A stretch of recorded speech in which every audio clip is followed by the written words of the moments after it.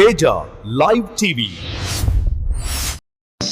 సంగం మండల ఆఫీసు ఎదురుగా రైతులకు మద్దతుగా వైఎస్ఆర్ కాంగ్రెస్ పార్టీ ఆధ్వర్యంలో యూరియా కొరత మీద ఈరోజు తహసీల్దార్కి మెమరాండం ఇవ్వడం జరుగుతుంది.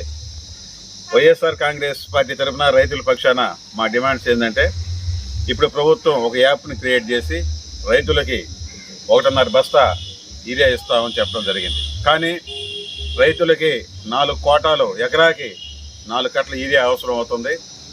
ప్రభుత్వం వెంటనే స్పందించి ఎకరాకి 4 కట్టల యూరియా ఇవ్వాలని డిమాండ్ చేస్తూ ఉన్నాం.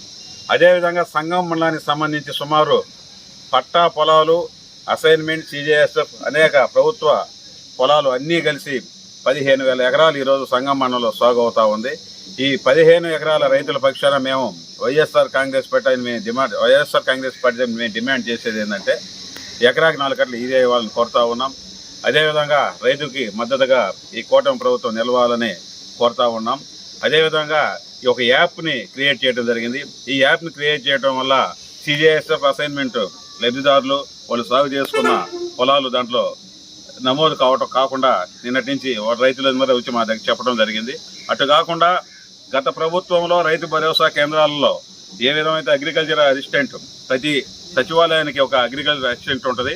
ఆ అసిస్టెంట్ని పంపించి ఎవరు సాగు చేసుకుంటున్నారో వాళ్ళందరూ కూడా ఎకరాకి 4 కట్టలు యూరియా ఇవ్వాలని వైఎస్ఆర్ కాంగ్రెస్ పార్టీ తరఫున మేము డిమాండ్ చేస్తాం.